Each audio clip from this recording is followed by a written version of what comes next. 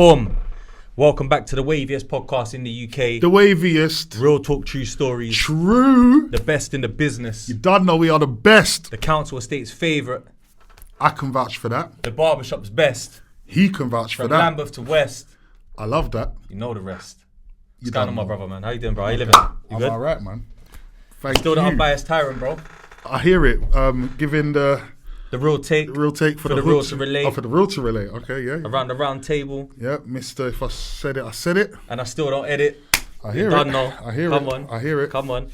You know what though? I was a bit. I feel like the name, yeah, the unbiased tyrant, kind of sounds disruptive though, and I haven't been very disruptive. I'm kind of calm. Yeah, tyrant. Yeah, Tyrant. but I still talk my mind. Yeah. And like my grandma used to say, if you ain't got nothing good to say, don't say it. Yeah, I still yeah. kind of live off that policy a bit. You know what I mean? For sure. Unless someone needs to be told. For sure. You know. For sure. But do you know what? Podcasting's tough, bro. Because you know, do you know what? I'll tell you a bit more about. But I'll remember I said that, and we'll come back to that in a minute. Still. But how you been, though, bro? I see you've been killing the gym, bro. Living in that. How you been, fam? Trust me. I'm good still, bro. Ain't I seen you for a while. guess today's the cheat day.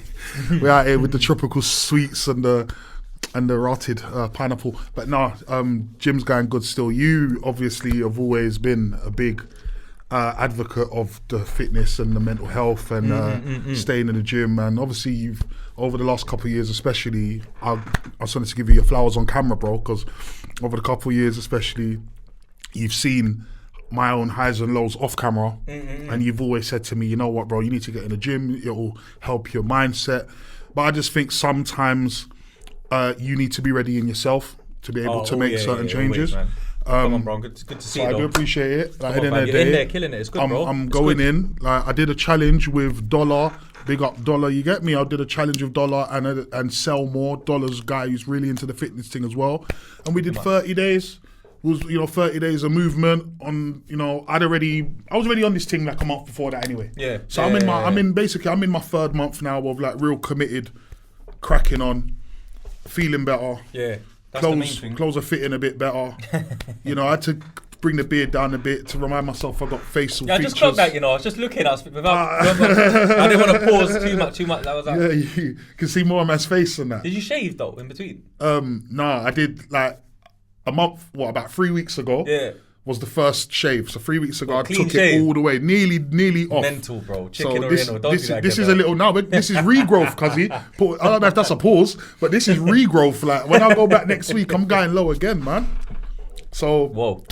It's another pause, bro. I was mad. That's like going back Get again. me? Going And low.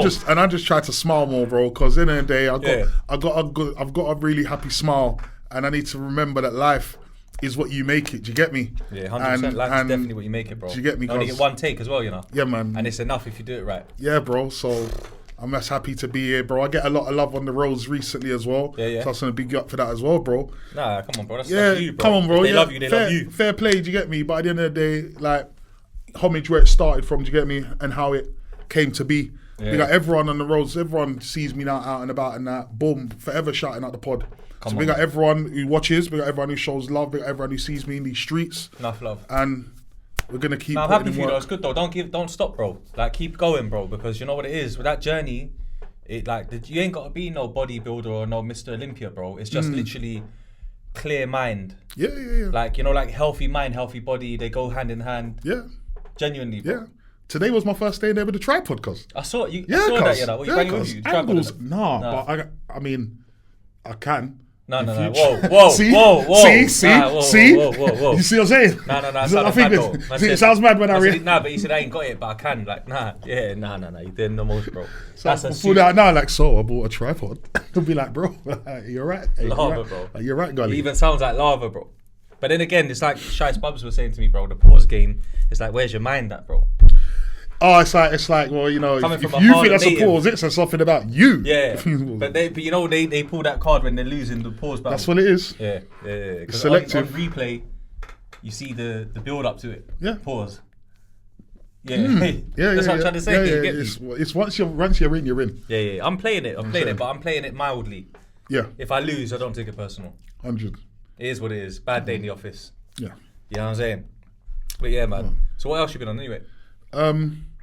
Well, one thing I was going to say just quickly about this tripod gym thing, right? I just want to make this clear, yeah? I had imposter syndrome, right, for about a month. I was all shy to film myself, all nervous to set the phone up. I thought everyone was staring at me. I didn't really feel like enough of a gym bro yet. And I'm sure a lot of people go through this, do you get me? And I bought my tripod because I'm going to start doing some filming in my yard. Trying to do a bit of hockey, you get me? Trying to do a bit of what we doing here. Trying to do a bit of that, you get me? So I thought, let me get my little tripod, let's start it from the ground up. And I thought, right, I could take this to the gym. And last week I was leaving to go gym, rude boy, and I had it in my hand and I thought, you know what, D, like, you're kidding yourself, bro. You're not that gym guy yet. And I told myself I weren't ready. I put it down, said it on my Insta story. I got a lot of people going, nah, take it, man. You're inspiring people, take it, fam. Pause. Yeah. That was. So I took it. So today I took it. I brought it in today, and I thought, you know, it's mad. And I thought, you know what? Like, I'm gonna give it a go. I thought Sunday's probably a bit quieter anyway, so let me just try. And you know what? I was really happy. No one cared. I got all the camera angles and that. I feel a lot better. You look better on camera with the tripod, bro. I'm not gonna lie. Like if anyone's get me, like if you check my Insta, people, in my highlights got fitness or workout, whatever. Check it. You get me, like my new angles. Yeah. So yeah, man. How about you though, bro?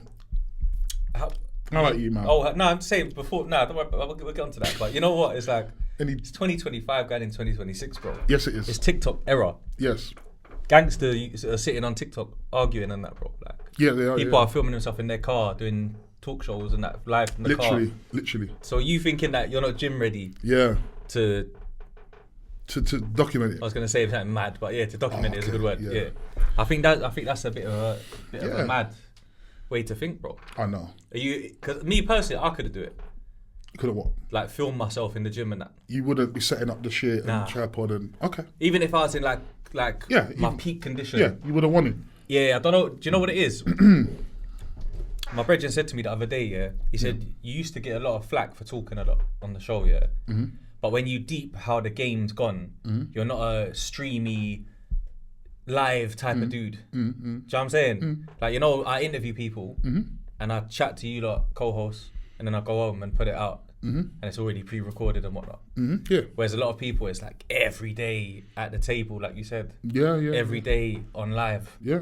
I'm not really. I don't know. I'm not into that. Okay. So and I feel like I'm not into like. I see it though. I see it. I go to the gym and you see people going at it. Like they're taking the full works there, bruv. They got the microphone clipped to they're on smoke.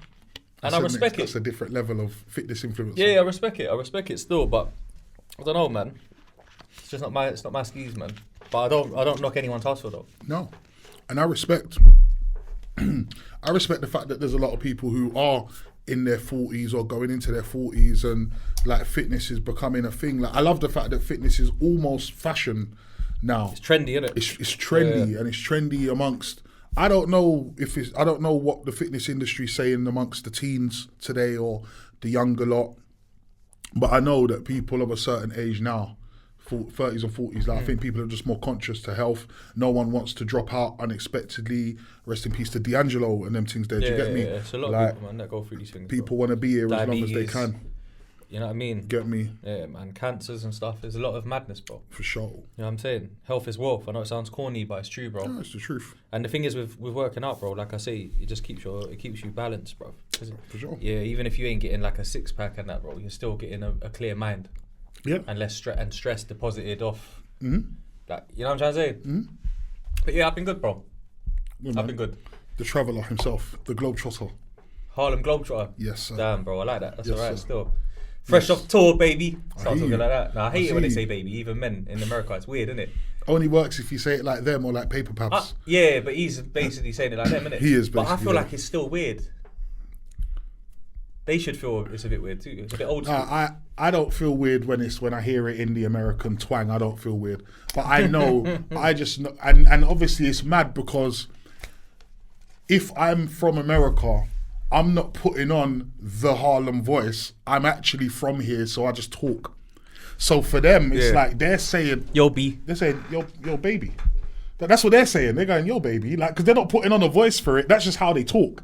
Yeah, but man has to talk like them for it to sound smooth enough to get away with it. Grown man to grown man. That's mad, though. Yeah, I don't know. I don't know. But I had a good time though. All right, you met. Well, did you already know Sean Bigger, Man of God? Yeah. That's cool, man. Yeah. Do you remember? Do you remember the picture of me and him on the bench back in from the last trip 2 years ago? Actually, yeah, he was still on the Mafofa podcast sometimes there. Was he not? Yeah, he was. Yeah, he was. 100%. So did he have dreads in that them times there? Still have dreads in that? I can't remember what hairstyle he had, bro. Sorry. Yeah, no, I just can't remember, honestly. But he was like the big, quiet, mean brother with the dreads in the corner of the shop for time. For time. And then one day, Paul came out with the waves and that. You get it? Yeah, I remember still. Yeah. But you know what it is? Yeah. I went to New York that summer, right? 2023, and I'd followed him on Instagram just because I liked the kind of spiritual stuff that he would say on his episodes. Okay. Like when Tony Yayo and that was on there. Yeah. Was kind of educating him a little bit about certain things and that. And I thought, yeah, this guy's deep. He always adds value. Like when Jay Hood was on. Yeah. Jay Hood was like kind of talking about the D Block issues. Did you want like, he kept saying, I'm uncool, bro. He kept saying my bros and that. They're my brothers and my brothers did this to me and that. And then my man's like, so you use this word brothers a lot, but was they really your brothers? Or was it just business? So I used to like his takes. He didn't used to talk much, and then when he did, he would insert. But anyway, that's a pause. But with him, I went to New York with a female back then, and we got invited by him and his wife and whatnot to a barbecue in the Bronx back then. So we went, and he took us to like proper serious part of the Bronx to have a barbecue in the park, like it was regular. You get me? Nice. Good dude, proper nice people. Big up him and his wife. And then we just kept the link. So obviously when I was coming back out there, he was like, I'll give you an exclusive interview, you give me one. Pause. You know what I mean? So I was like, yeah, let's do that, bro. So we did that. The one on his show's out now. He put it out already. And then the one that I've got with him, I'm probably going to put out at a later date just because I don't want it to be too close to me being on his show, innit? So yeah, man, it was a good interview. I think finally, I don't know if anyone's interviewed him before. I haven't seen any. Like where it's like, oh yeah, his story's been told. Yeah, not like that. Yeah, so he's got quite a good story, bro. It's quite unique. Like it should be out. It won't be out before this though, because I've got 6 of them to drop. So I'm dropping Shiest Bubs on Monday tomorrow. Then Capone, CNN, straight after that. This will probably pop up in between them because of this because of the subjects. And then I've got Smart Guy, the Smart Guy. You know about him? Motivational speaker from Harlem. That like he's been on Math Hoffa show. Okay. Got them like 4 million views, 2 million on the clip and that. Okay. He's proper motivational. Very pro-black. Okay. Very like Harlem Mecca on it. Yeah. Like, and he can talk that talk. Okay. So surprisingly, I didn't say much the whole episode. Okay. Because he's I've seen him like on other shows when they cut him off and that he gets mad about it because he's got stuff to say.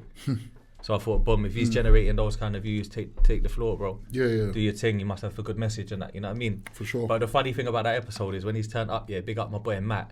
There's a guy that I met through 40 and that, which is like Dave East people who takes a photographer.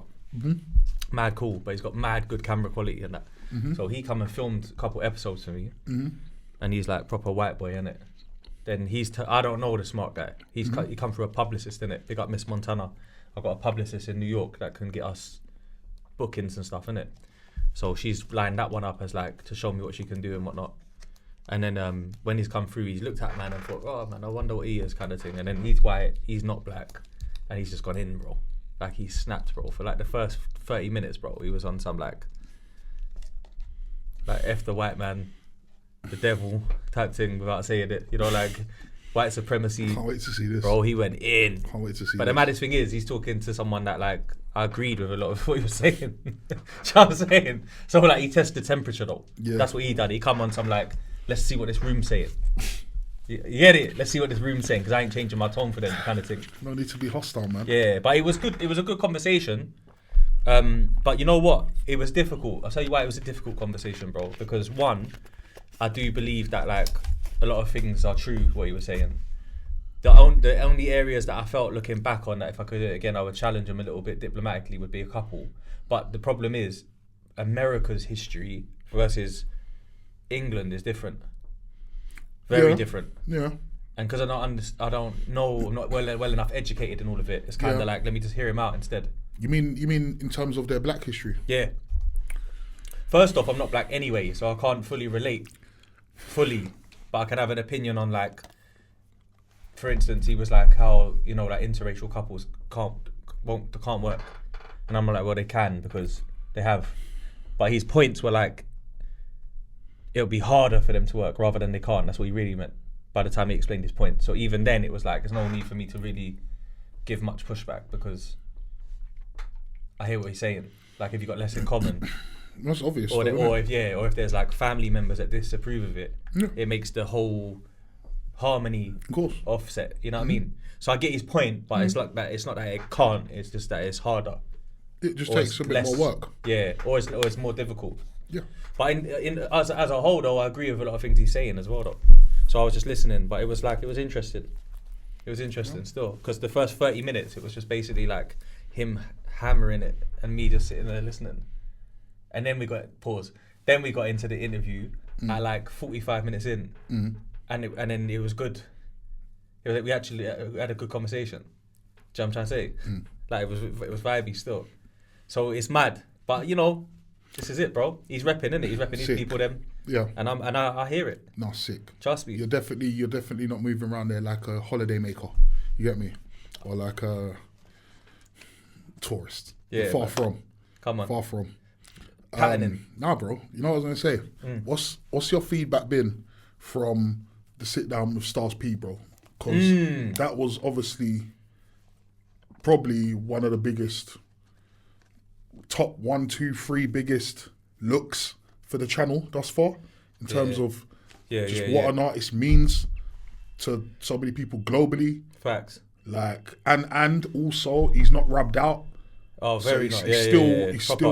He's still in the thick of it all.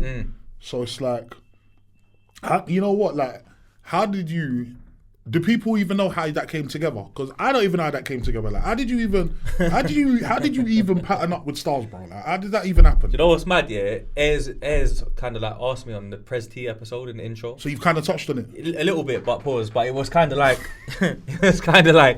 Ez was high though, innit? So he's asked me and then moved on. If you watch it back, his jokes. He asked me off camera, then I didn't answer him. Then he asked me on camera, and then he goes, anyway, we got a guest and that. Like, right. So, in short, just because you don't know, so I've got to tell you anyway. So, in short, what's happened is D Jones, who you've met on the show, for sure, is who I met through Dave East and whatnot. He's signed to Jadakiss. Yeah. When he's my brethren, so when he's come London, it's like, yo, hey, anything you can help me with, yeah, cool, got you, I'll pick you up, take you to the podcast, take you to some lounges, take you to a studio session, whatever, I'll put you on, make sure you're good, basically, as friends should. And then he is mad because he's gone to man, like, yeah, man, like, I'm gonna ask Kiss, he might do the show. Because I've met Jadakiss through him. Remember, you've seen me with me and Jadakiss, we chat sometimes, you know what I mean, boom, he's got the coffee and that, we were trying to do some stuff. Yeah. And I'm like, yo, I'd love that, but I do feel like Jadakiss is like, this is the biggest he's ever been, superstar wise. Would you agree with the Joe and Jada pod? It's definitely one of his peaks. I agree. Yeah, because he's already who he is, and everyone rates him still, and he never slipped or anything musically. Yeah, I see your point actually. Yeah, I feel like this just added to it. Yeah, I see your point. I might maybe he was bigger when Why with Andy Hamilton come out. No. You're right. You think so? Yeah. So I said to Jonesy, look, bro, we'll just see what the energy's saying. If it's that, it's that. If it's not, it's not. No stress. You get it. So anyway, boom, we get back to the hotel after the episode that day. We see they land at Heathrow, whatever. The locks, they come to the hotel. Everyone's smoking outside. Kiss is like, oh, what's up, man? I'm on your side now and that. How you been in that? For me, I'm good, brother. You good? Star was just, what up? Kept it simple. Everyone smoked whatever, chilled outside. They chatted for a bit. There's too many people there to have a convo and whatnot. Went back to Jonesy's room, pause, to make that. Then I'm leaving to go home at this point to come back tomorrow.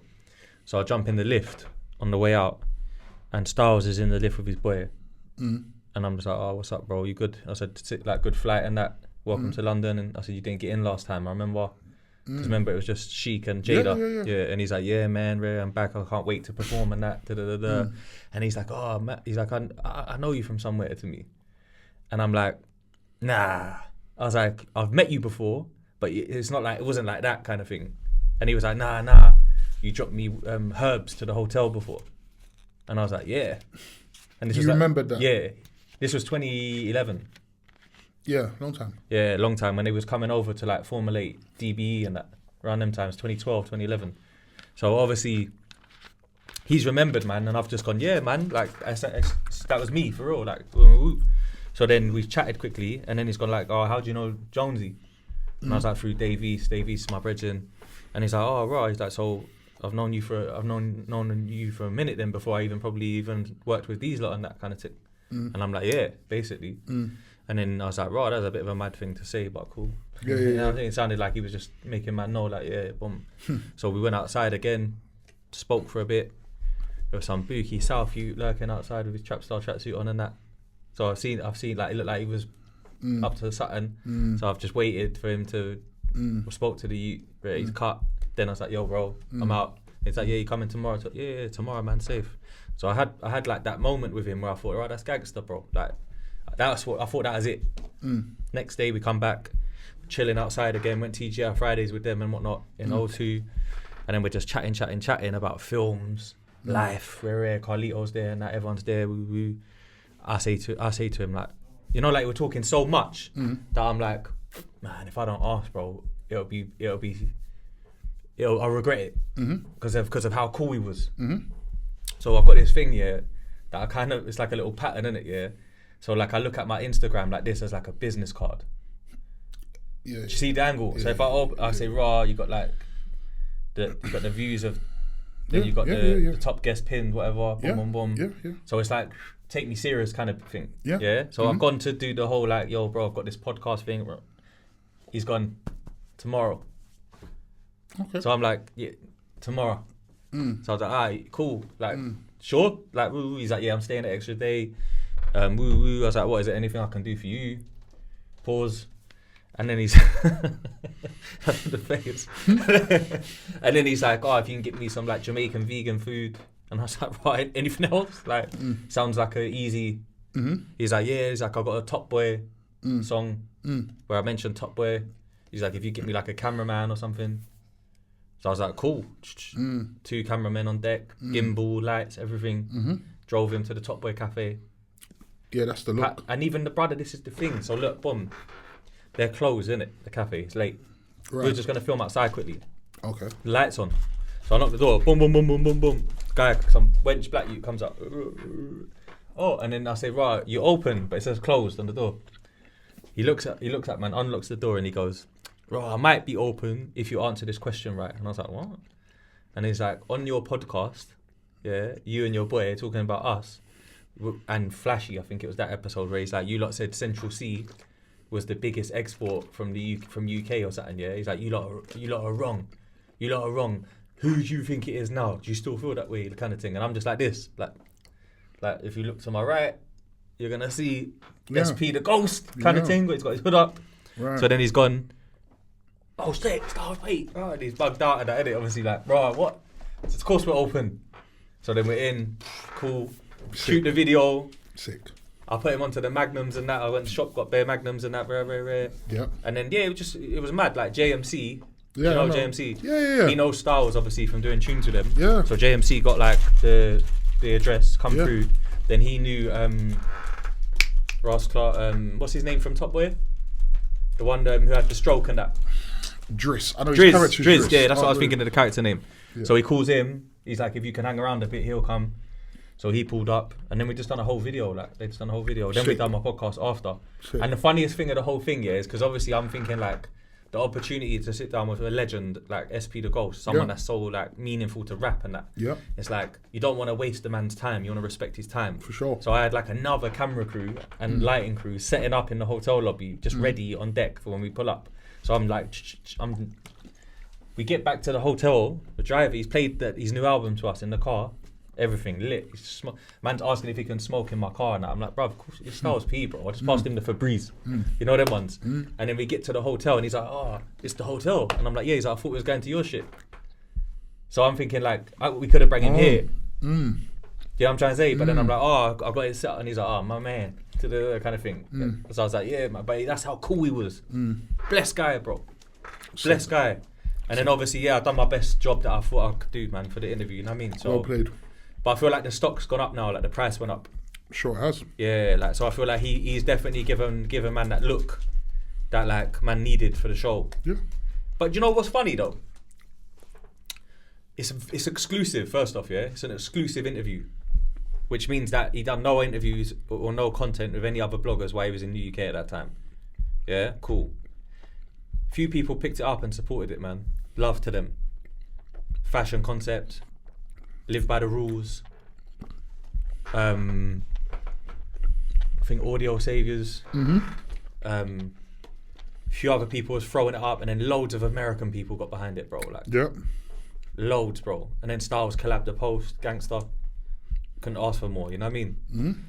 But I do feel like out of all these UK industry heads and blogs, they see this because they want the interview really as well, if they can. Not many really shared it and got behind it, bro. Like, do you know what I'm trying to say? A couple people hit man up like big up Wretch and that cold. Woo. Do you know what I'm saying? But what we doing here? What we doing here? Don't go off script now. You know what I'm trying to say? No, I've gone off script now. You get me? But bro, I see he done like an interview with Bag Fuel at the same time. Yeah. Which doesn't really cross over. No. And blogs are posting that one. And I'm thinking, okay, cool. Fair enough. Interesting.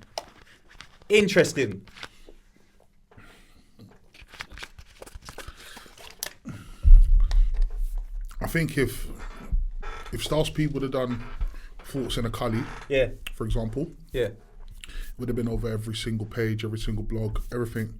Rightly so, because GRM obviously currently the paramount platform for all the UK stuff, and they've built that right to feel that way and people to support them in that fashion. Do you get me? But I think sometimes, you should not just support who's currently the leader at the forefront. You should also show love to the people that are coming from. That was mad. The people that are coming afterwards. Do you get me? The people that are coming like to add to the scene, to add to this whole thing of ours, like the independent businesses. Yeah, man, like the mum and pop shops. Do you get me? Like everyone needs that support, and if man are able to get, it's like, bro, like end of the day, like regardless of who is sat next to this person is a legend. They're an icon. They're a big deal worldwide. Massive, bro. So to be fair, people are gonna want to know what this big up Bouncer. He supported it heavy as well. I was gonna say people are gonna want to know what Styles P's got to say, no matter who sat next to him, because he's Styles P. Facts. So big up Styles P. Yeah. But at the end of the day, if he happens to be interviewed by someone who asks the right questions, and you get to find out stuff you wouldn't normally know, people should back that. Because they back that if it was, but friend, like get along gang and strategic people. We ain't that. You said that from the day I got here. We ain't the red carpet. Nah, you said, we're not playing. Yeah. Not playing that kind of chess. Yeah.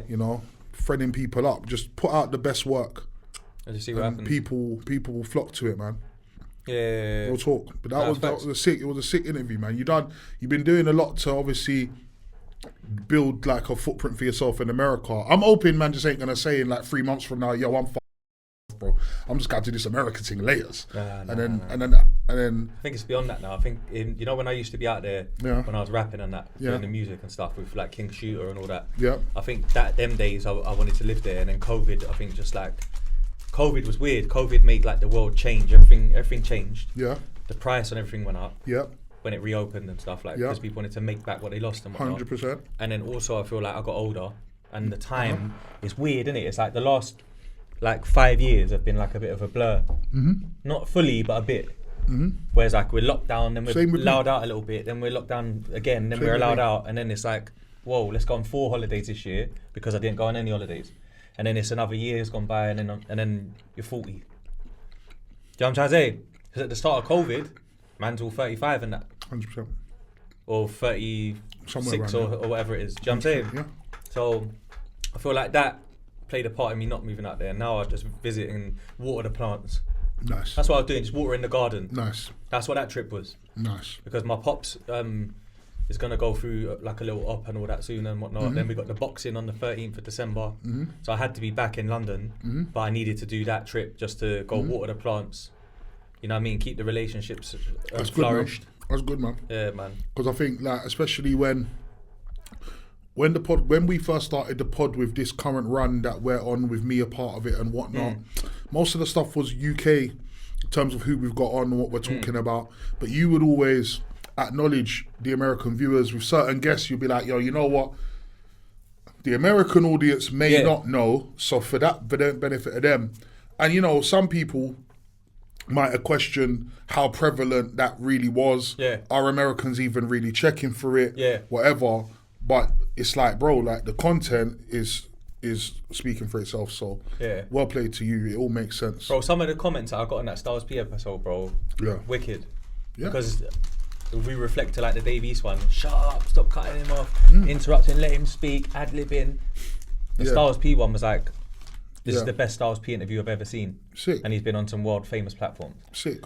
Some people are like, I'm so glad that you did this interview and not no one else. Rare. There was loads of that. There was loads of that, like proper good. Do you know what I mean? And now obviously when I've gone back out to America, it's like, to be fair, most of the people that I got on would have come through off the strength. Like Capone, that's my dog. You're gonna see when you see the Capone interview, people are gonna be surprised.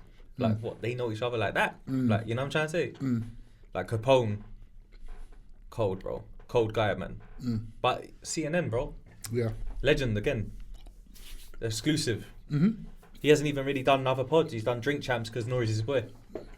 So, you know, that's another one.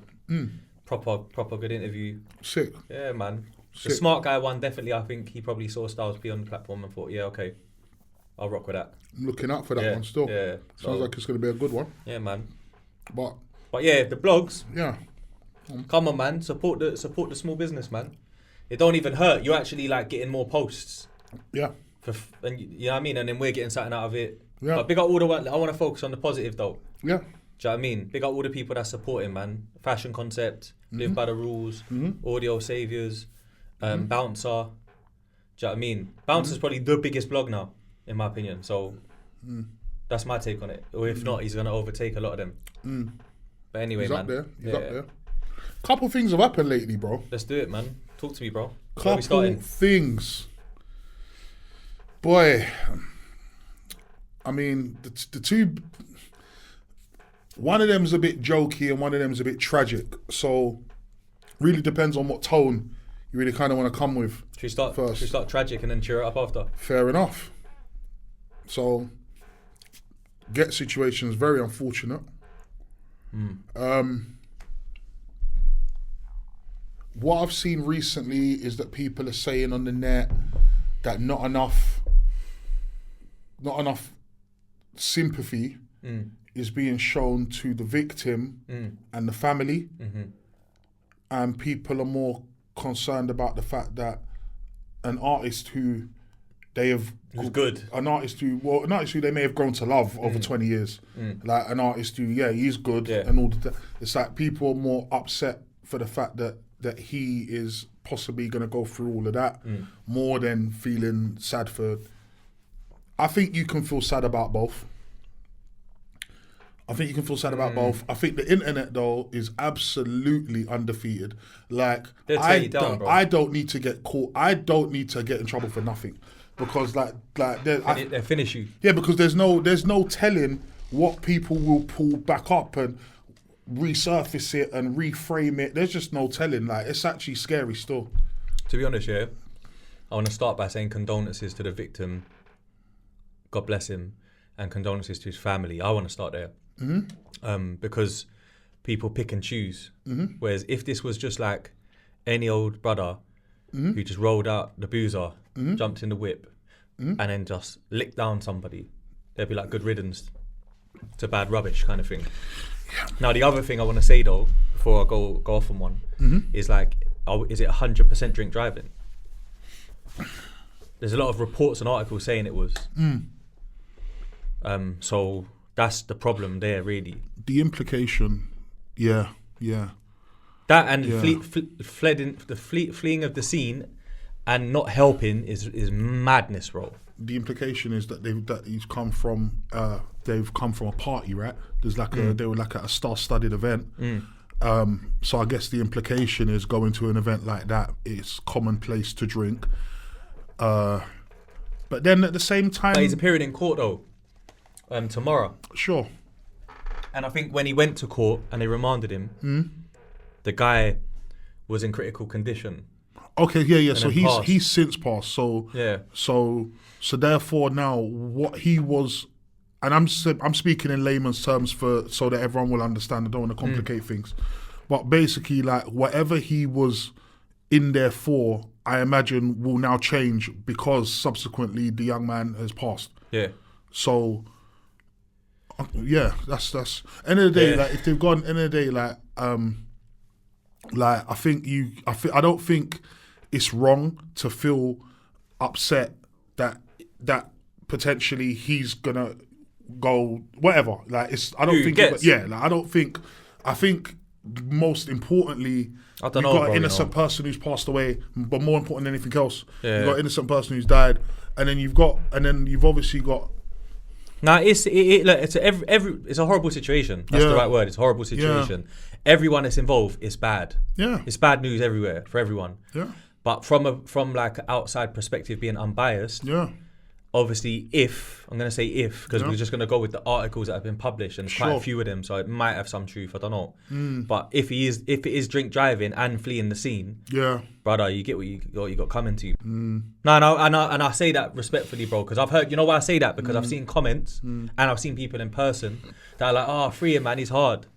He's hard." That's though. my point. Yeah. Like, and that's why I'm saying that. I'm not saying it on no buoyant thing. Trust me, bro. Because listen, as human beings, we're all gonna go through really, really unfortunate situations that just arise out of nowhere. For sure. Even if you're like a godly person, you're gonna get spiritual attacks, tests. Even if you're progressing, you're gonna get tests to see if you can handle what's coming for you, the good things that's coming for you. But what my thing is, right, is like I'm human as well, and we're all human. And we've all made bad choices before, right? Definitely. And I'm not even gonna say that this is something that like no one does. A lot of people do this, bro. But please, like please learn from this. If anything, even if you're a culprit, a repeat offender of that, or if you're someone that does it occasionally, it's not worth it, bro. It's not worth it for so many reasons. The youth's dead. So life, it's not worth it because of life itself. It's precious. But then also on top of that, bro, it's like, think about it, yeah? Your Ghetts, yeah? Cold MC, legacy act almost at this point. Like you've gone through the ranks of working your way up, bro. He bagged a Mobo not long ago, like at this level. Then he was putting helping the community to build like a like athletics track and whatnot and stuff like that. He was on the news. Yeah. In East, right? Yeah. East, yeah. He was pushing the the spiritual godly thing as well, which I like. You know, like making it, because every rapper's always on demon time and never on God time. Like, so I appreciate that. I went to a and gig I rated of his. that. Yeah, remember you bring it up on the pod where you thought you was gonna get. Yeah, like old Ghetts. Yeah, and it wasn't. You thought maybe get all gospel, but you got gospel. Yeah. Which do you know what? Which is a thing where it's like there's even more reason. Yeah. To value what you got. And you know, like this don't just go for Ghetts, right? You get people that work jobs, construction, airport, driving jobs, cabs, coach drivers, whatever. Getting caught drink driving, they lose their career, and if they have a mortgage or they got loans and that, it just goes down the pan. Everything's done. Like you've ruined your whole family's life, your missus, your kids, and all that. It's a mess. But to be a Mobo, award-winning act with a record deal, with so much there ready to go. New album could have been in the works. Like, ain't you got a driver? if it's a star-studded event, you ain't got a driver. Well, you ain't got a truck, a V-Class. You didn't get the Uber exec thing and that night. Yeah. I don't know, and I want to be more sensitive because I don't. When I say that what I said earlier, the passing comment, I don't mean it in a buoyant way. No, you say that to the people. Yeah, that to the people feel that's bad saying ignorant because- shit. Yeah.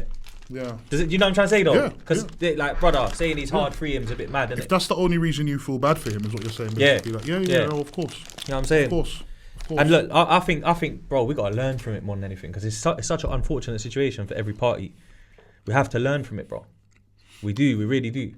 I think a lot of people. I'm treading very carefully.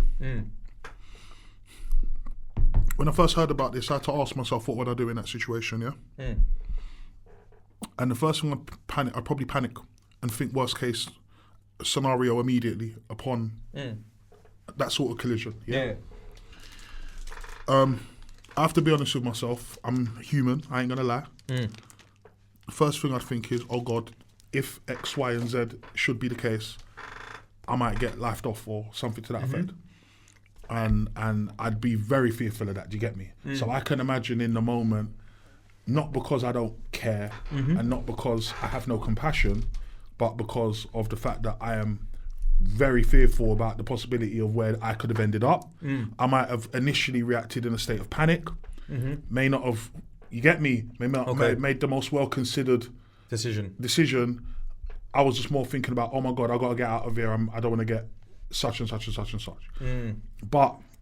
But then that's me saying how I'd react in that situation. Yeah. You just listed a couple different examples of things that would have protected someone from finding themselves in that kind of situation. Yeah, that's how I am though. And so me, I don't know that I would go to an event on that kind of caliber with that kind of whole thing. I don't know that I would drive there. I just don't know that I'd do that. I feel like I probably would have just got a cab. Yeah. But that's me, and and I feel uncomfortable talking about it because it's like we don't know what's happened is happened, and we don't know the facts. Yeah. So I just said I do. It could all playing like advocate. Yeah. It could all come out where like I don't know, it weren't him in the car or he wasn't drunk or it was just a freak accident. You know. There was something like, I don't know, it was dark and there's a street light that weren't working properly or something. I don't know, there's so many things. But going that speed on that road, you're asking for trouble. Ghetts has obviously had a hard life. Ghetts has been on the roads. Ghetts has been to jail when he was young. He's put a lot of this in his music. He's a street guy. He's obviously matured in front of all of us in real time over the years. Changed on the inside, changed on the outside. You get me? This is someone who went through the hardest of times, changed his life. You know, God blessed him with a talent, and then blessed him with an opportunity and an avenue to use that talent to change his life. Facts. Which is exactly what he did. And so, the energy that he was putting out there before this happened, this was the energy of someone who they were matured. They were about positive energy and all of that. And so there is a sadness to that an accident, because no matter what, the actual it wasn't intentional. It was an accident. It weren't. He's not riding out. It was an accident. Do you get me? Just circumstances. Yeah, exactly. And so it is sad that happens, because ultimately, if whatever the facts are, and I will leave it to the people who work all that out. But by the time this comes out, it would have been to court. So fair enough. Find out the actual. Fair enough. End of the day, whatever the facts are, I guess if you were in the car and that car did hit that person and that person is no longer here, then maybe certain consequences are unavoidable now. It's not about how nice of a person you are or whatever. And for me, I do think that's sad, because at the end of the day, you know, a man, well, they both had a lot to live for. Do you understand what I'm saying? Definitely, So rest in peace to the young man still. My deepest condolences to the family still. And I just think it's a sad situation for everybody still. Yeah, man. But things like pulling up 5, 6, 7-year-old interviews and stuff. I think that's in bad taste. I don't know what you think about that. I just think that's. I'm glad you brought this up, though. It's yeah. You're talking about the lyric as as well. I think Bouncer did this though. Yeah. Where they posted the lyric of him saying that like he's drive. If I drink and I'm driving, and it's like they talked into existence. That's not true. Do you know why that's not true? Shall I tell you why? Go true. People don't know the old Ghetts. Yeah, they don't know Ghetto. Right. Because it's such a journey. Right. I know Ghetto Right. When he comes out the can with the bent up hat. Yeah. And rolls to the under 18s dance with Titch and that, and Right. do a set. Right. And then I go link him in Plasto to grab a CD of him for dub plates. Yeah. Boom. At that point, Ghetts is known for his love for vehicles. Right. He's like a rough rider. You know, like them rough riders where Yeah. he can do the quad, the motorbike, the Yeah. car, Yeah. the donuts and that. Yeah. He's actually got songs on Ghetto Gospel and that where he's talking about like, this is rider music. I'm Okay. ride into it. Hit the sixth gear. He's one of them Donnies. Like in fact, I might be wrong, but it could be corrected. I think one of the times he went or got nicked and that was because of joyriding and that, like car theft, whatever. So like this guy loves vehicles and motors and that. So when he raps about these things, I don't think it's like, oh, he talked it into existence. I think that he just loved rapping about things that he was into. And yeah, like to bring it up now is gonna get you clicks. I mean, Do you know what I'm saying? But I'm sure he wasn't just running around doing that every day. I mean, I actually see two sides to that point. I go, on one hand, I understand why somebody would post that. Because if they didn't know he ever said that and then you came across that, you'd be like, oh my God, look at that, I can't believe that, whatever. I can understand it, yeah? At the same time, though, I also go, you know what? Like, I don't know if like people involved in this or will be involved in this, it's like that's the sort of thing. I wouldn't want anyone's minds to be slanted or influenced by things like that. Because at the end of the day, if it is a standalone incident on a standalone night, then let a man be judged on the incident of one night. Exactly. You don't want, you get me, people start Swaying hearing people. songs, it'll make them look at him different. Facts. And that's what I'm saying, like that part ain't necessarily fair. Yeah, I agree. But, cause I said 2 points, but I have to say this though, because we're here to be honest, and I'm not here to chat rubbish, but I'm also not here to be disrespectful. Yeah. You also have to say, well, if this is what happened, and if you were in the car, and I'm all even now saying maybe it weren't you in the car, bro, but if this happened and you were in that car, bro, then we know that that day was one day that speeding backfired, but it's like, maybe you're a habitual speeder, like, maybe innit, maybe you don't really have that regard for the speed limit because you never thought something like this would ever happen to you. So maybe there's that aspect of it where if man are pulling it up from 5 years ago to see, look, he's never had any regard for the speed limit or that sort of thing, then I kind of get that, but I don't know him personally, so I wouldn't know that. Exactly. But I wouldn't know that. But I hear you though. But it's not fair, you know? It's not a fair slant. But anyway, sad for all involved. I hear you, yeah. Sad, very, very sad. And yeah, man, we'll see what comes out of it. One question though. What do you think about Posty pulling down the thoughts and a Cully of his episode? I don't think anything of it. I didn't watch it, so I don't actually know if there was anything he ever said in that episode. No, I think in any way link. Obviously, the court's done by the time. Well, you never know if it gets a verdict or not. But I think it's just for best interest. I don't think there's anything anything weird. This because people are painting a narrative of detachment. Yeah. No. Yeah. It just doesn't look like that. That's a reach, but the blogs are reaching. Yeah. Because there's like, you know, there's I'll like. call you back at 8 o'clock. I'm just on camera right now, just filming the podcast. I'll finish at 8. I'll call you at 8. Yeah, I think there's a narrative at the moment being painted again, but it's either what side are you on. There's like in the game. There's like a we're here and we're here. Yeah. And they're always throwing jabs at each other. Yeah. And I can see it as an outsider, an unbiased outsider, because I'm actually cool with people from each side, if you want to put it like that. Yeah. Because none of them are my brethrens from the sandpit.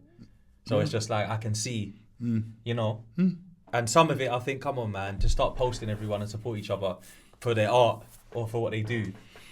But then in this case, it's like, here's a good opportunity to shine the light on him to try and make it look like it's detachment because he's mates with Leo Cohen. Like, what the hell, bro? Come on, man. Yeah. That's a reach, man. It's I'm sorry, it's a reach. It's framing still. Yeah, it's framing. Framing. Because at the end of the day, come on, bruv. If that's your done, and then in that episode someone made a funny joke, that's gonna look mad. Yeah. And the clip's gonna get surfaced. You might as well just rip it down for them. You might have asked him to as well. You just don't know.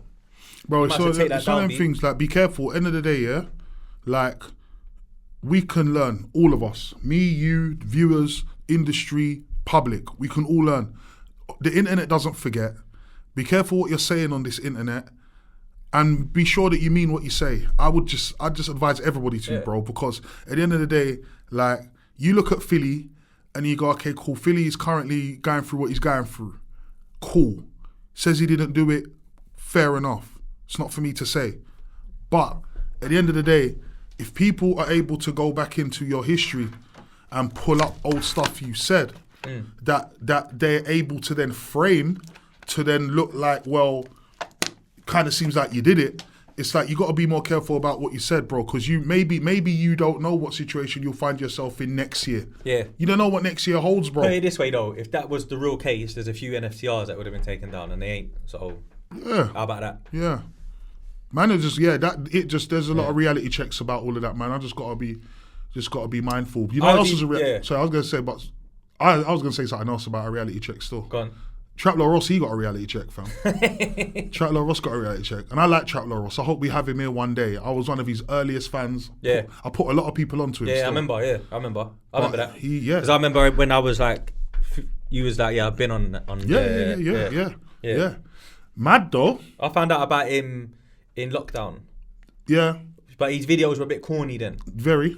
And the adverts. Rapping for the sponsorship and that. And then he used to do like, he used to be really sarcastic in a rude way towards people he's talking about. Sometimes, yeah. And I know at that point he thought, I'm never going to meet these people. Yeah. And then he changed and become a real journalist, where he just broke it down unbiasedly. Yeah. To an extent. Yeah. And the voiceover got cleaner, the microphone got better, the lighting was better in his studio. You know, he leveled up. But this one, bro, because you've been a bit kind of like on his side with the opinion over the last year or two, yeah. And away from that, yeah. That's YB, yeah, the brother that stepped in, isn't it? Is that YB, the manager? Okay, cool. I'm just double checking this in. That's what is apparently the word on the cover. Right. So boom. What's your take on that situation that happened there, the way it went down? Akademiks is interviewing Central. Traplore Ross obviously knows Akademiks. Pulls up on the far side. Yeah. Central chats to him on a level, like kind of on a level. Like he doesn't really like change his energy towards him or anything. And then the manager Donny steps in and, yo, you got a goal, B. But aggressively. What do you reckon? I've got my opinion on it. What's yours? Let's say that YB's a road youth. Let's just say. I don't know him. You get me? I don't know him. I don't know. I know that he rapped before. I know he had a different name, and I don't know if he had content videos out, but I don't know him at all. But he looks like a road youth. He talks like a road youth. So let me just assume he's a road youth. When he sees Traplore Ross, yeah, even though he's the manager of UK's biggest artist, and I'm in Complex, and there's all these industry people around, branding, Cineworld booth, like all of this is in the case, but there's something in you because you're road you, and you feel like this you tried you lot. So in spite of everything I just said, you still kind of lose the composure a bit and just kind of go to your road you roots, and it's like rock, and you start badding man up or pressing man or however you want to call it, Lent on him. And then I have to ask myself, well, boy, like, how are you more offended by all of that than Central Cee himself? Because if I was Central Cee, maybe if I'm Central Cee, I might not, I might not want to activate on you when I see you, but I also might not want to shake your hand and do the small talk thing with you because I know what your stance is. I know how you see me. I know how you view my thing. Do you get me? So I don't have to chat to you, bro. But my thing is, I just go to myself, maybe like, is that because Central Cee's not so deep entrenched in the road that when he sees someone who tried him, he doesn't just automatically do what Young Beezy did? Or is it, I'm putting it out there, so convo, it's called Devil's Advocate, or is it a thing where he just understands, I'm putting it out there, no bias, is it a thing where he just understands like the bag and what he's built and what he's worth and what's all going on, that he doesn't need to get himself caught up in foolishness, he don't want a lawsuit? Bro, if you're the cash cow, Yeah. or you're the front runner of your movement or whatever, Yeah. that should be getting handled for you anyway. That's how I see it. By your manager. By whoever. Alright. Yeah. So even if you did want my man to hold a slap or something, you don't have to personally do that, bro. You got too much to lose, bro. For sure. For a little small fry YouTuber. For sure. So, you know, on the grand scheme of things. For sure. Like, is he a big channel? Yeah. For sure. But is it worth it? No. But Central's he's got goons around him though, no? Yeah, but if he's in LA, maybe he's got security on this occasion instead. Yeah. And then his manager of security not savvy to what's going on maybe. But anyway, my thing is, manager or not, I think he done what he wanted to do and he had every right to. And to be honest with you, bro, Traplor's lucky he didn't hold a slap. Yeah, well, Because he's definitely done AI Central Cee 6ix9ine and that. He's definitely done this is what I'm 19 saying. clips from the full thing and reposted them with new covers and This is what I'm saying. Then recently also blogged "This is bad for Central Cee because certain man are home" and that. Yeah. Like when you gonna leave that alone, bro? Like, are you just gonna troll him? Are you just gonna use his name to get your views forever? Because if he sees him and no one does nothing, guess what? Tomorrow he goes home and makes a whole video about how, you reckon? he's not gonna be scared. No. He's not gonna be bothered. No. And he's definitely gonna feel like he could chat about you again because I saw him. I've seen him. He's alright. He strikes me as that kind of guy. So the temperature probably needed to be checked. But people who do things like what Traplore Ross does, or Vlad does and stuff like that, I think that segment of content creation people, they're getting braver. Yeah, 100%. The people, they're realising whether if in it means America they don't see each other a lot. No, it's like, and if I've got to up my security level to be able to feel comfortable to still talk about who I want to talk about, then that's what I'm going to do. But they don't seem now that they are shying away from certain people or certain topics because of the smoke. Yeah. Because they feel like, well, maybe I can't afford to. I just got to talk my thing. Yeah, because that's their lane. Yeah, because Traplore Ross, he got caught slipping before in Chicago. That's fake though. Okay. Yeah, that you're on about. I know you're on about. That I can't remember his name Tay. now. But yeah. Tay Savage. Yeah. But that was fake, bro. It was all Remo's watermark was on the video and that. That's no jumper. He's rolling with him. Sure. They benefit from it as well because he's not. The thing is, in America, if a UK Donny puts together a documentary about a Chicago Donny based off of arrests and blogs and comments and what's that other thing called that you use? Reddit. Yeah. Cool. You might be putting a bit too much together, but you're still going to get some things wrong. And because you're not from America, if they was to use that in court, it's kind of like, come on, bro. What? This Donny from London solved the case that we couldn't. Like, come on, bro. So it helps, Tay Savage wasn't popping to the point where he didn't want that look. That's a good look for him. And I think Sench even mentioned it helped. You helped. But the thing is with Traplore, he went in, I don't know if you heard, I said you had the greatest album of all time out of the UK. Immediately, he's like, yeah, I heard you. But it's like, why are you starting there? You asked the man if we got beef. Nah, you ain't got no beef with you. You're a YouTuber. Do you know what I'm saying? But then we just don't really appreciate some of the content. His manager's not gonna rate some of that content. You know what? Yeah. Because it is rude, bro. Making a 6ix9ine. He's not a snitch, bro. He ain't no snitch, bro. So making a 6ix9ine face is rude, you know. You know that, right? It's disrespect, bro. I get that. I don't think the snitching part was the but it doesn't matter because that's the whole thing. That's his whole character. But his idea. But the idea is that he's comparing him to someone. No, I understand that. You've made a career from embellishment. That's what he's implying. Yeah, I know that's what he's implying. That's what he's implying. But if 6ix9ine didn't snitch, ratings, people were still rating him. He was popping, bro. That's a fact. He was moving. Fine. But then obviously that. You know what I'm saying? Yeah. So for me, that's a disrespect. I don't think it's the snitch part though. Nah, but it doesn't matter. It's just that you're using someone that's known for that. Yeah, he's got the jacket. So the jacket is heavy as well. It's heavier than his music. Yeah, well, this point. Yeah. At most points, to be fair, it's the biggest thing. But anyway, I think he's lucky he didn't hold a little slap, bruv. So I'm not really. I wouldn't really call it a crash out or anything. I just think it was standard. Bruv, we doing? We get out of it. You ain't welcome here.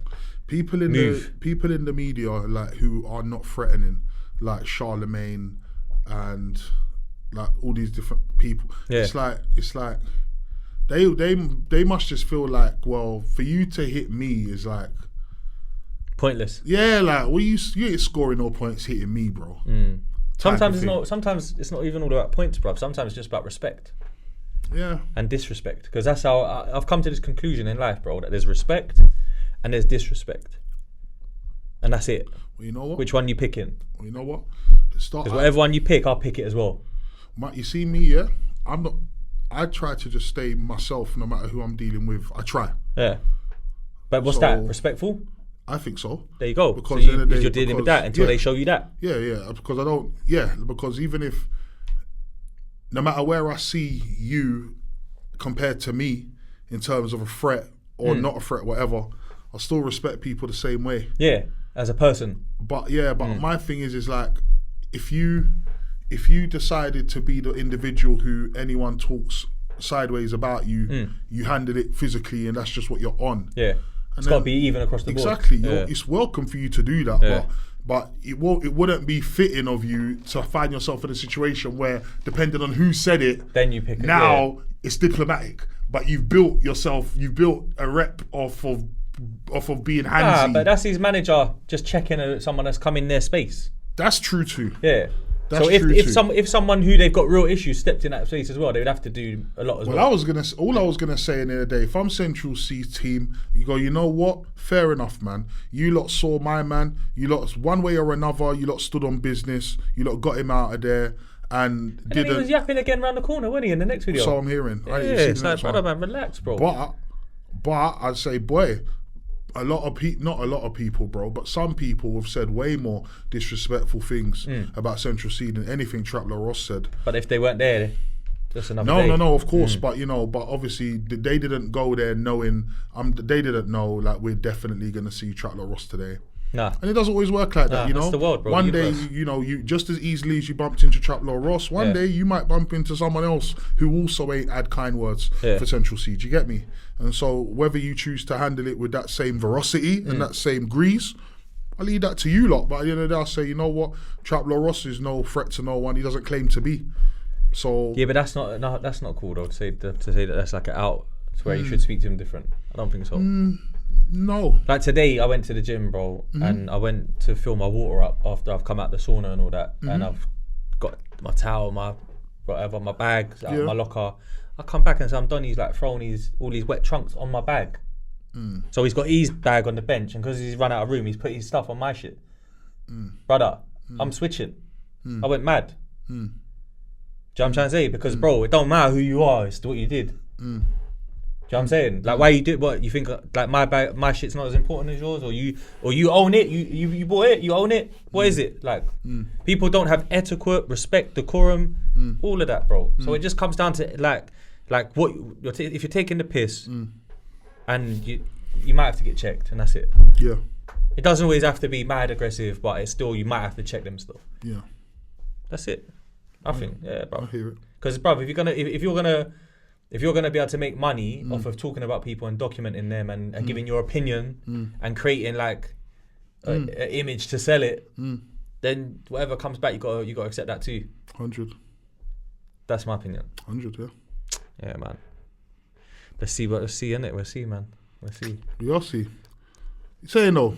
Greatest album of the UK of all time? You reckon that was a bit of a beggy thing to say, or do you reckon he means that?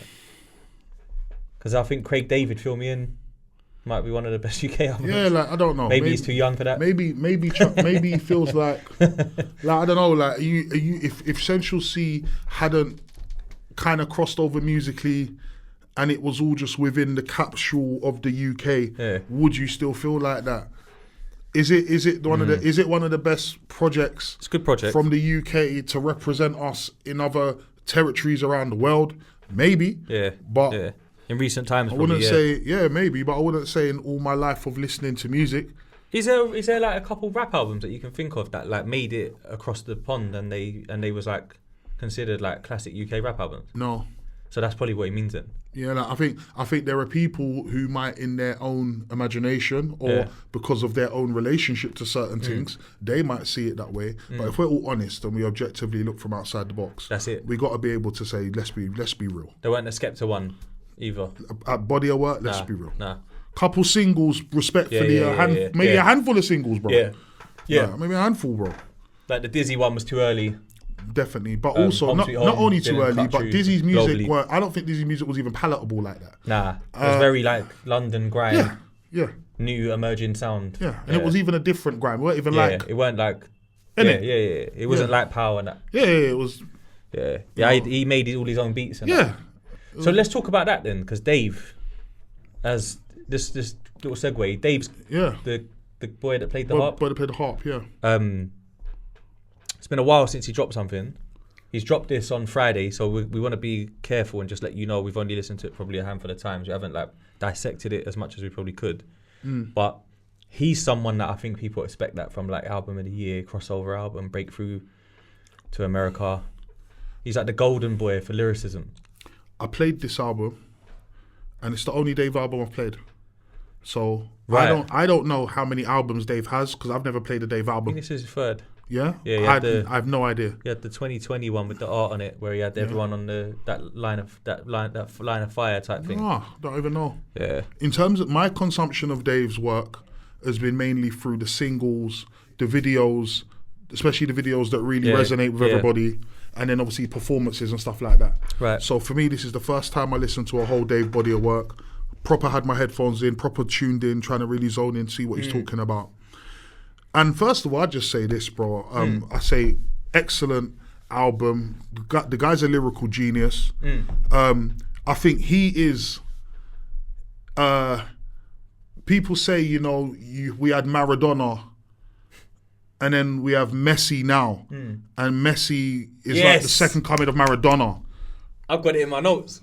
Go on, land. So as I'm here listening to it, it's like I'm listening to the fact that like Dave is Messi to Wretch Maradona. Like that is literally it. Like I literally heard it. Like I can't unhear it when I'm listening. And I have to ask myself, 20 years ago, and 20 years ago, when Wretch was doing all this lyrical stuff within the grime thing. Teachers training day. Yeah. Retrospective. When all that wasn't really the thing to do. Yeah. I kind of go, do you know what? You didn't know 20 years ago you were laying seeds or planting seeds or laying foundation, whatever. Yes, fam. 20 years later, we will have Dave, bro. Yeah. You sound very Retchy on the intro and that, like his delivery as well. I felt it through most of the album, but I'm trying to say it from but I'm trying to say it from a place of... I tried to not be too harsh with that. I tried to give him his own... Yeah, but I'm trying to say it from a place of like you. I'm not saying you just sound like my man. I don't mean it disparaging at all. No, I know. I just understand. No, it's actually a compliment to be sounding like. That's what I'm trying to say. That's what I'm trying to say. I know what you mean, bro. Like this ain't like when you hear him with Kano on the song, it's almost like this was too easy because we've heard that before. Yeah. Do you know what I'm trying to say? Dave holds his own on all the collabs I've ever heard him on, and that Ghetts tune, not Ghetts tune, sorry, bro, the Kano tune, he definitely did his thing. That was hard. The tune, there's one tune in particular that mad stuck out to me. I can't remember the name of it. I'm gonna have to go back and check the name, bro. Do you know any of the bars? Yeah, bro. Like he's got a tune, and he's just talking about basically like the bullshit that man them say, and girls just fall. The way girls fall for this crap, bro. I don't know if you know this one. He's talking like he's rapping the whole scenario, like and like, why would she go home in a cab with you when her phone's on low? No. And then he's saying all the stuff like the friend says and like what the man them say. And he proper broke down everything.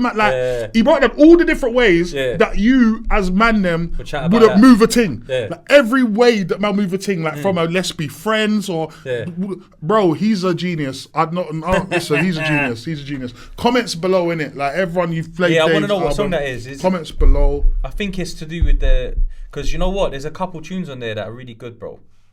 Chapter 16, Dave and Kano is cold, where they just exchange OG to young OG. Yeah. Like a back and forth about things. Radiance with Thames is good because I think Thames has just got sick vocals. And it's just that's just a nice single. But it's not. No, you first, bro. Go on. James Blake being on there twice was kind of like, but the Selfish song with James Blake was cold. But he delivered vocals, bro. Not gonna lie. And then I think you might be talking about like Marvelous or I can't remember which song it is, but I definitely know. Even 175 months is a quite a cold tune as well. The birthday tune. Fairchild. Yeah, Fairchild. I played it out of order. I didn't play it in order. I played it in shuffle. It's Fairchild, isn't it? Yeah. So it's Fairchild, bro. My 27th birthday is cold as well. That should have been the outro though. I think if he had put my 27th birthday as the last song, body of work wise, it would have sounded more in tune frequency wise for project. In my opinion, it's Dave, bro. If you see this, I just want you to know you made a really good album to really take in introspectively, sit down, chill, light something. Maybe if you don't smoke, don't light nothing, just relax. But it's definitely one of those ones. And if he's more that artist more than that dance floor hits artist, he is. Yeah. Then I respect him doing what he does. Because him having like Location with Burna Boy was kind of like a blessing, but it weren't his normal bag. You see, see me. I like that was the tune that. To be honest, I'll be honest with you, bro, because I'm with you on this. I don't listen to Dave like that. I'll be honest, I hardly ever listen to Dave. I hear so many of his peers and his OGs talk so highly of him about they feel comfortable passing the torch to this kid and whatnot. I remember him from Street Stars TV, bro. Jay. Wow. Because I done Street Stars. I know Jay Soft, yes. Yeah, it's like me and Caspar from our ends done a freestyle on Street Stars. We got the most views on the whole channel. Went off 60, 70k. Then a year later, or 2 years later, 2010, Dave's doing a freestyle.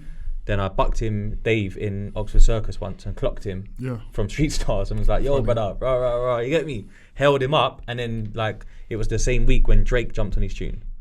Wanna Know or something. Yeah, I remember, Wanna Know. Like I remember I chatted to him properly and that he was cool. He was on just walking around in Oxford Street at that point.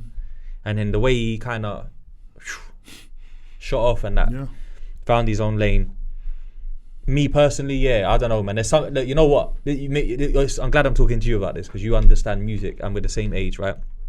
There's something about the UK, right, that when they get to like a certain level, this might not be correct for him because I think he produces most of his own beats because he's one of those Donnies that can produce, play a piano, rap, kind of sing a little bit.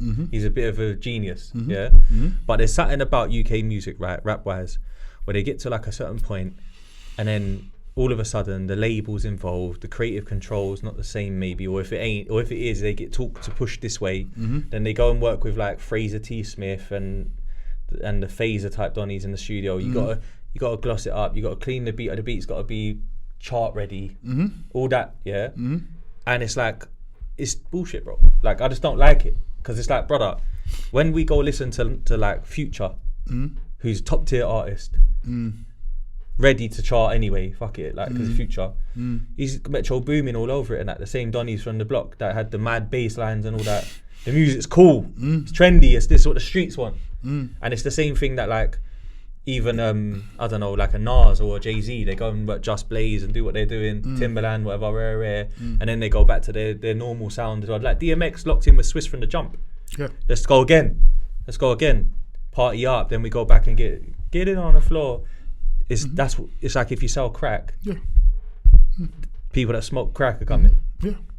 If you start selling weed randomly on Sunday and they're like, wasn't really looking for this. I don't think that's in this case with Dave's album, but I do feel like, did you like the beats on the album? No, but I'm not. This is what I'm saying. Me like, personally, if we're talking about how it connects with me, bro. It's like I like music. Generally, bro, unless I'm in a mood and I just want to feel low and listen to low music, whatever, bro, I want music that either just makes you naturally want to put your gun fingers up, straight, your gun fingers up, or hard hitting hip hop, or music that you just know is going to fill up the dance floor, bro. Those are like my three go-to criterias. If you make me feel like it's one of them three, and Dave's music on that album doesn't make me feel like. But have you not noticed that? I rate it. Very highly. Yeah, I rate it too. So that's a good way to close it. But do you feel like that's maybe that kind of rap is the new thing for the rappers in England now? Because Wretch's album sounded a little bit like that, a little bit. Ghetts' album sounded a little bit like that. The last one, it's kind of like a introspective. Client, like looking back on where I've been type rap. It's almost spoken word, bro. It's almost spoken word because there's not always necessarily a beat. Sometimes there's an instrument and that. It's like it's poetry more than rap. I realise what it is. I realise what it is. Go on. This is what I think. Here's what I think. You see some of you rappers, you guys, my guys, some of you, yeah, you outgrow making certain music, but your fans ain't necessarily outgrown hearing it. Facts. You've just outgrown making it, bro. Because you know what's happened? You see in the last 10, and this is, I could be saying this to a wide spectrum of artists. Yeah. So here what happens, this is what actually happens, yeah? You lot are in the hood, and I'm in the hood. You're in poverty, I'm in poverty. You're rapping about it, I'm living it every day. We're on the same page. You start coming up, we're rooting for you. You're one of us. You're speaking our language, you speak to the struggle. We support you, we champion you, cutting through. Cool. 5-10 years later, provided your career goes successfully, you've probably changed your whole life. You've got children now, God bless them. They won't know the upbringing you've come from, hopefully. Everything about your life has changed.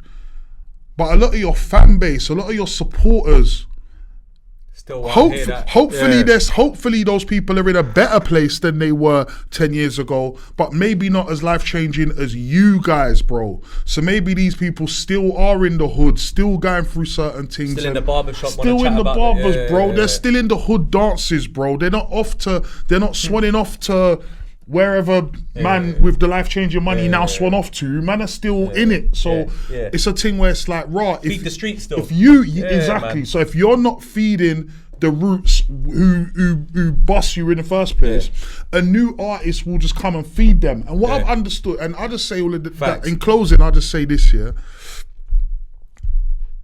All right, cool, me being me. Listen, I'm not a gangster, yeah? I ain't shot nobody, bro. I'm not a gang member. I'm not a former member of any gang. I don't have any ops. I don't have anyone who, there's no violent beef, there's no back and forths. That's not a part of my life. But I'm from where I'm from. I know what I know who I know, and I've seen what I've seen. And I can't help being from where man are from, yeah? Yeah. So at the end of the day, yeah, yes, we can change. Yes, we could mature. I know people that were from the hood, and the way they've changed and evolved now, there's not one shred of hood in them now, to the point where you could nearly forget they came from where you came from. Evolution's been so mad. But what I've come to understand is that I forgive myself for being ghetto, bro. I'm from the ghetto, bro. I'm a product of my ghetto single parent environment, bro. Low income housing, no central heating, urine in the lift, no single parent house. Like, man's really from it, bro. And so, like, Morley's for dinner, I'm from it, bro. So what I understand is that, like, even if it means that I got to get my fix now from someone half my age, he's who's talking that shit, bro. I'm still here. Do you know what I'm trying to say? All the rappers my age are rich. They're rich now. They eat caviar somewhere. They're not talking that shit, bro. I want to hear the street shit because I'm still here, bro. Do you get me? To a degree. Nah, bro. Yeah. So I understood. So so the artists who give me what I need, they're not my age anymore. I understand that now. They're like 30. I'll go to the 30 below, not even the 30 up. I'm going 30 down. You know, that's why I hear, you get me. Sometimes I want to hear some Desi, Too Busy. I just want to hear some, Abracadabra. I do, man. It's like, I want to hear it, bro. I feel you, bro. Because if all of a sudden Abracadabra starts doing the introspective raps and that, it's like, but you know what though? I'm not saying, but I need to be clear. I'm not saying that if you were from the hood talking grease, and then you change. And then, but say you did, like, your life did change. You grossed 20 mil when everything changed. You're going to change. I'm not saying that you should still be that guy, you know. Yeah, but I'm just saying I'm going to move on. But no, the counter argument to that, though, is that in America, they come across real money in rap. Yeah. And they still manage somehow. I've noticed, Yeah, to keep it thorough to their muscle memory. What's that about? It's muscle memory, bro. It's what they knew longer than they didn't know. How about that? 50 Cent. After Get Rich or Die Trying, you could basically say, bro, your life has changed. You need to rap about caviar and private jets. Right. He didn't, bro. He said, someone gonna die tonight. I see them running, saying, yeah, my gun go off. On Curtis, like, It don't, bro. Your securities does. Your cunt don't go off. But it did. So we're right with it. Because it's muscle memory. There are examples over here of, not fair.